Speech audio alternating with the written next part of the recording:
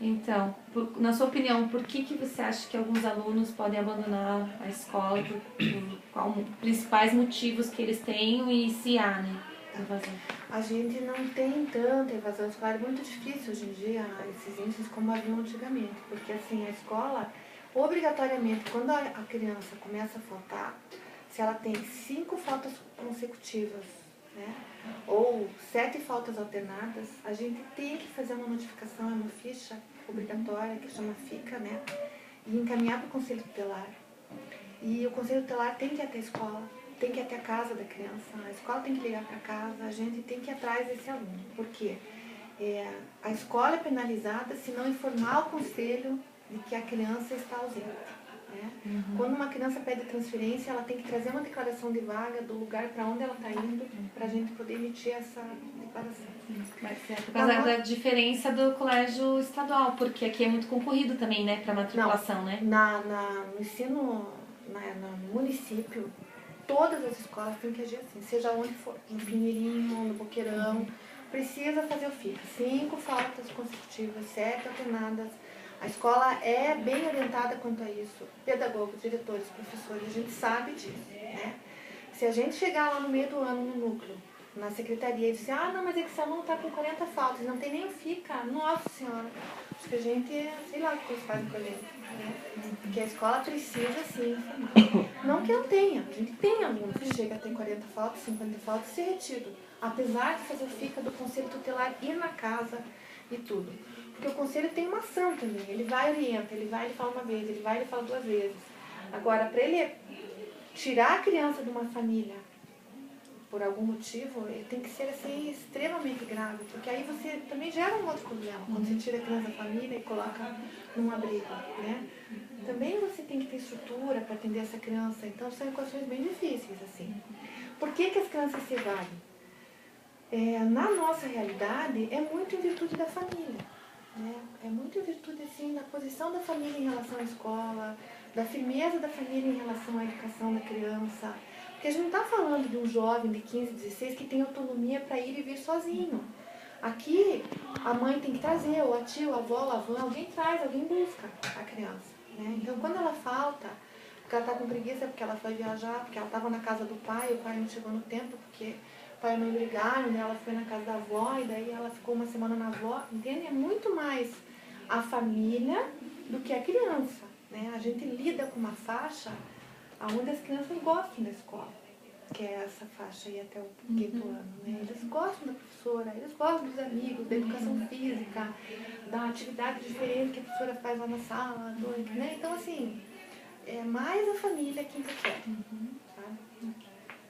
No trabalho com as crianças, qual que é, na sua visão, o principal desafio para a escola atualmente e o desafio na educação, né, a tarefa educativa?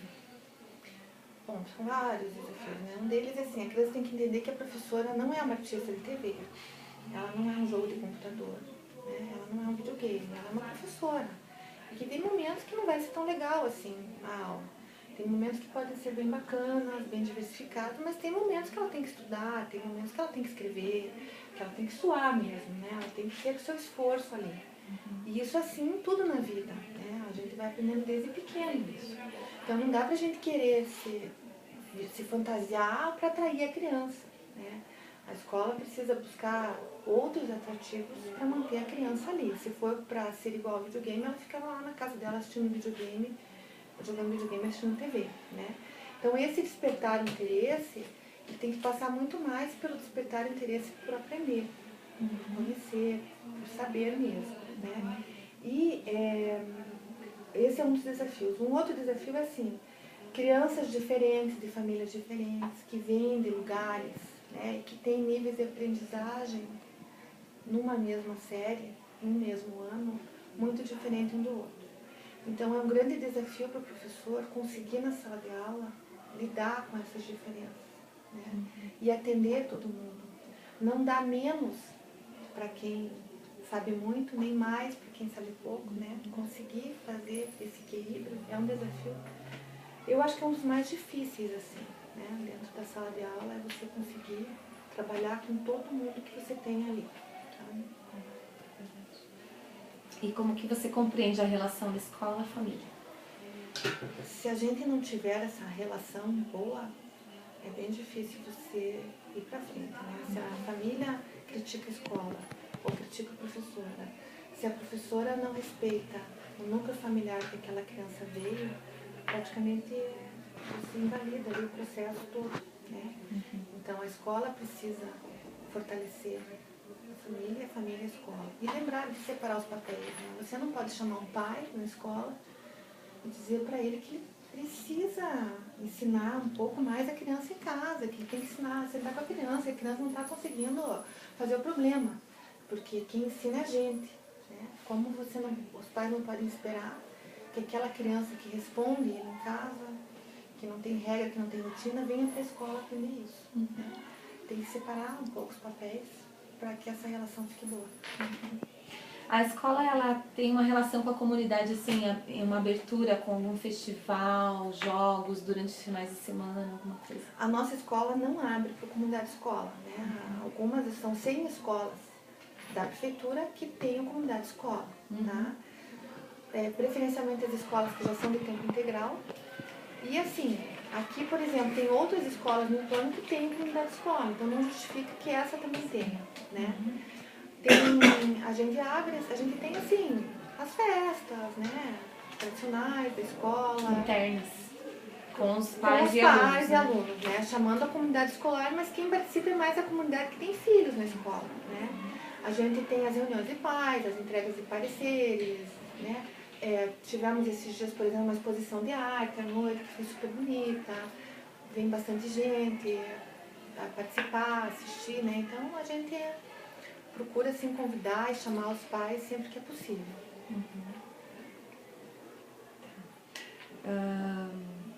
E os professores, né? Como que eles encaminham essas aulas de artes? De música, de teatro, dança, arte visual, o que que tem? Cinema, literatura, fotografia, né? Que se tem algum projeto para cada um ou qual que é?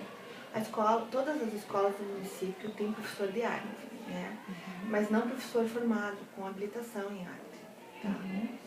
Tem capacitação muitas durante o ano para trabalhar com todas as linguagens. Né? A indicação da Secretaria Municipal de Educação é que a arte seja trabalhada nas escolas em todas as linguagens. Né? Mas, primeiro, a maioria dos professores não tem formação nessa área, não é exigência que o professor tenha formação para trabalhar com arte. Segundo, mesmo o melhor artista, ele é bom normalmente numa linguagem, né? E ele sempre tende para aquela linguagem na qual ele se identifica. Então, assim, aqui, por exemplo, é muito mais trabalhado a plástica. Muito mais, muito mais, muito mais. E a gente tem material, passa, né, divulga, solicita o trabalho. Então, às vezes, eventualmente são feitas atividades. Agora elas estão trabalhando teatro com as crianças, começaram agora, né? E aí vão envolver a questão da música também. Mas a ênfase é mais na plástica. Tem aula de balé? Balé para as crianças ou judô? Não tem? Não. Tinha um tempo atrás aqui, não tinha? Tem capoeira, será que o que tem de karatê?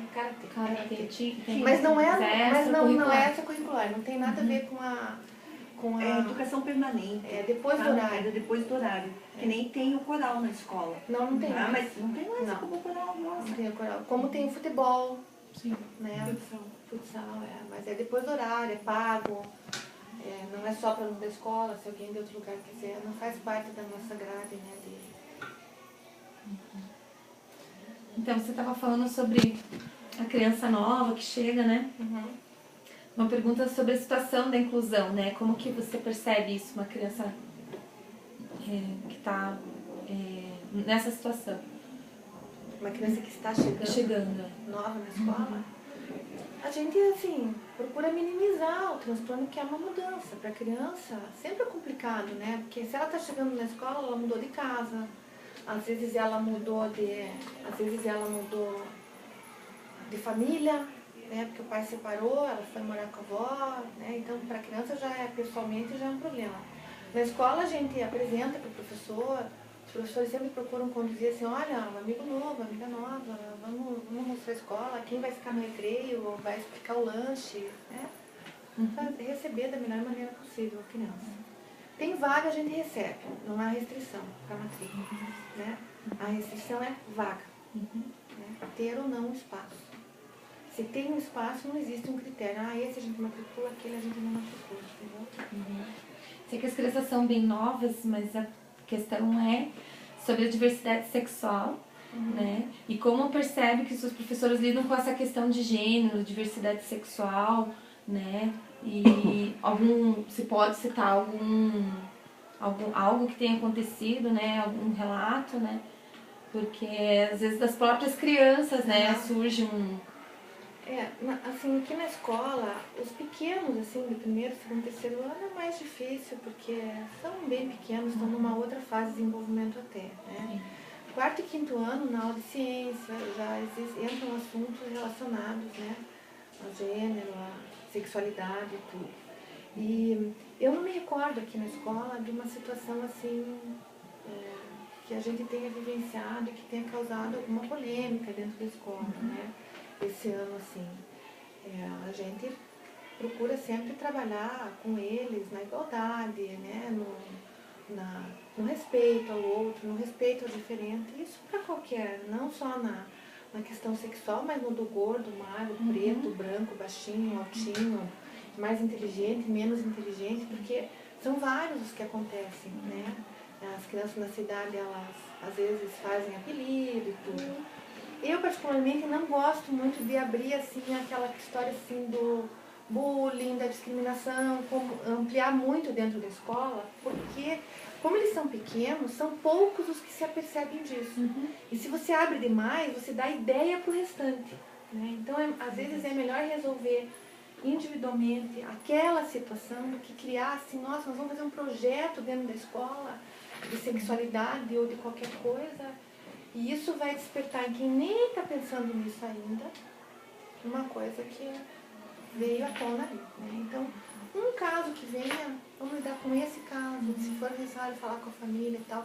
Até estou trazendo uma experiência de outras escolas, né? Aqui não tive uma situação assim relacionada a isso ainda. E porque assim, primeiro, segundo, terceiro ano, eles têm 5 anos, 6 anos, entendeu? É outra faixa. Bem diferente se a gente falar de 12, 13, 14, 15, né? De você lidar com o ensino médio, lidar com o sexto ao nono ano. Daí a história é outra, né? Então, quais são as principais dificuldades e desafios encontrados pela gestão escolar em relação às responsabilidades do mantenedor? A escola pública dele. Então, a gente, assim, você estava fazendo umas perguntas, até talvez fosse interessante que a diretora mesmo respondesse, né? Mas eu já fui diretora de escola também. Só estou deixando claro que estou me colocando enquanto pedagoga e um pouco da minha visão que não sou diretora desta escola, né? Então, assim, quanto à dificuldade, ser de uma escola pública, ser diretor de uma escola pública, pedagoga de uma escola pública, tem as vantagens que, assim, você é um funcionário público, né? Você passa por um concurso, você tem uma estabilidade, né? Você não tem que se preocupar se a escola deu lucro ou não deu lucro, porque você não paga os professores, você não paga o aluguel do prédio, né? Coisa que um gestor de uma empresa particular tem nas costas de responsabilidade. Por outro lado, você não tem autonomia para mandar embora alguém que não esteja adequado, né? Você não tem autonomia para contratar ninguém. Você depende que haja concurso, que tenha banco de espera. Então, se tem falta de professores, e você não tem, e a secretaria não tem como mandar, você fica sem a professora, não tem o que fazer, tem que atender as crianças, tem que dar, entendeu? Se falta livro didático, porque o MEC não mandou, porque a contagem não foi feita, porque o caminhão quebrou, qualquer coisa que aconteça, você fica sem o livro didático, né? Então você não tem que se preocupar com o dinheiro para comprar o livro didático, mas por outro lado, se ele não vier, você não tem onde tirar. Então são os ônus e os bônus, né? Você lida com as duas coisas. Você sai de algumas responsabilidades, mas você lida com outras que não têm poder real sobre, né? Que é a da maternidade mesmo. a escola procede como que ela procede frente aos desafios comportamentais de indisciplina, né? Qual que é a sua opinião, né, sobre os principais desafios em relação à conduta da criança na sala de aula e se teve algum problema de comportamento, né? Se tem algum momento, tipo, se tem um inspetor, se tem alguém que fica ali controlando, né? A gente tem inspetores. Os inspetores nas escolas municipais, eles atendem basicamente entrada, recreio, saída dos alunos. Se precisa que uma professora saia um pouco da sala, ele atende um pouquinho ali a sala de aula, né? Mas a gente tem problemas disciplinares na escola, claro, porque eles são crianças, eles brigam, né? De propósito, brigam sem querer, um tá brincando, o outro tá bola, bate na cara do outro, daí o outro acha que foi de propósito, vai lá dar um soco. Daí o amigo fica bravo porque o outro levou um soco, dá um chute, né? Então, às vezes, se pega ali 5, 6, 7, né? Numa briga e tal. A gente, na sala de aula também, né? Tem criança que desafia a professora, que não quer sentar, que não quer fazer, que se recusa, ou porque não sabe, ou porque tem preguiça, ou pelos mais diversos motivos, né? E aí, assim, dentro da sala de aula, a forma de lidar no professor influencia bastante, né? Algumas professoras têm essa questão do domínio, da atividade, do planejamento mais forte, né, mais elaborado e conseguem, ano após ano, trabalhar com as crianças de uma maneira diferente. Ainda assim, às vezes aparece no meio dessas salas crianças que as pessoas dizem, olha, nunca vi uma situação como essa, me ajude, né? E essas crianças, assim, você precisa estar atrás da família, porque aí vem a questão que eu falei antes, né, da parte da família, da rotina, do respeito, comportamental mesmo. Então a gente pode partir assim para uma avaliação. Será que essa criança tem algum déficit? Tem algum? É hiperativo? É disléxico? É isso? É aquilo? Né? Vamos fazer exame, vamos mandar para o neuro, para o pediatra, para o oftalmo, a gente faz tudo isso dentro da escola. A gente faz muitas ações, né, para tentar. Será que essa criança às vezes não precisa de um medicamento? Depende do nível que essa criança tenha de agitação, de agressividade, né? Em parceria com a professora, com a família também, né? Eu uso o conselho tutelar às vezes para isso, né? Se eu tenho uma situação assim que eu não consigo resolver com a família e com aquela criança, eu solicito o conselho tutelar que interfira, né, assim, na casa, dizendo, olha, essa criança precisa de psicologia, ela precisa de atendimento neurológico, a escola não pode, porque a gente tem que respeitar a criança e o professor, né? O professor não pode ficar refém, às vezes, de uma criança que faz isso na sala de aula. Como é que ele dá aula? Como é que ele consegue desenvolver um planejamento? E o respeito aos outros 29 que estão ali, que querem aprender, né? Então, a gente precisa, sim, usar todas as ações possíveis, porque aquela criança que tá fazendo aquilo tudo, provavelmente ela não quer fazer isso, né? Tem algum porquê atrás. Tem algum porquê atrás. Nenhuma criança que tenha uma saúde normal, uma casa relativamente dentro do que a gente considera um padrão normal, vem para a escola fazer isso. Se vai atrás da história desses alunos, pode saber que tem alguma coisa que não está batendo e a gente precisa ajudar a interferir.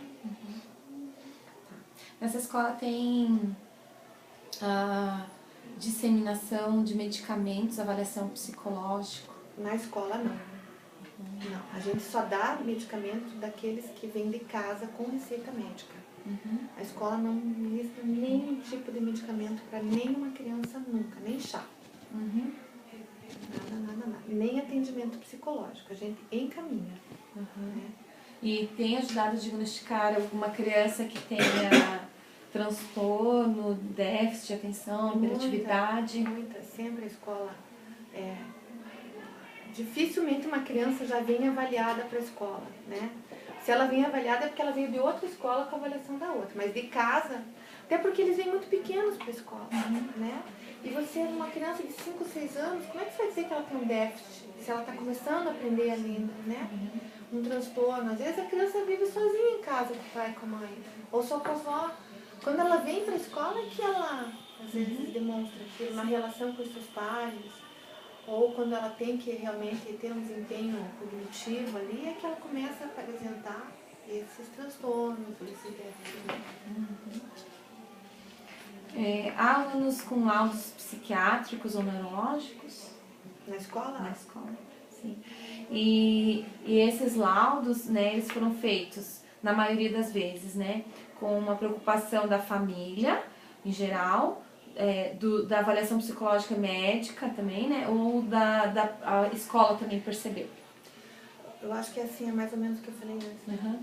É uma parceria. Dificilmente a criança vem com laudo. A menos que seja uma síndrome dessas, por exemplo, um Down, uma síndrome mais aparente, né? Um problema físico. Já é detectado Que aí já é antes. diferente. Mas quando é uma hiperatividade, uma dislexia, né? A gente tem um aluno autista, eu não sei dizer, porque eu não, desde que ele está na escola, se essa avaliação foi feita pós-escola, se ele já veio com essa, já veio com essa, né? Porque é bem acentuado, o autismo assim, bem característico, né? Não é, porque às vezes tem aluno autista que você pensa, nossa, nunca pensei que fosse autismo isso, mas esse não, né? E aí a gente tem um professor que fica só com ele, é um profissional de apoio. Ele fica em sala de aula regular. Sim. E tem uma profissional que a prefeitura paga para ficar o tempo inteiro com a criança. Sim. Isso não é só nessa escola. Toda a rede municipal. Tem um professor por turma? Ou como que é um professor por escola, dependendo da necessidade? Se tiver 3 crianças na escola, pode ter 3 professores. Ele atende aquela criança. Tá. Exclusivamente. Tá. Se a criança está na escola, o professor não pode ser usado para fazer outra coisa que não seja atender a criança. A menos que a criança falte, aí você pode mudar o professor de função, né?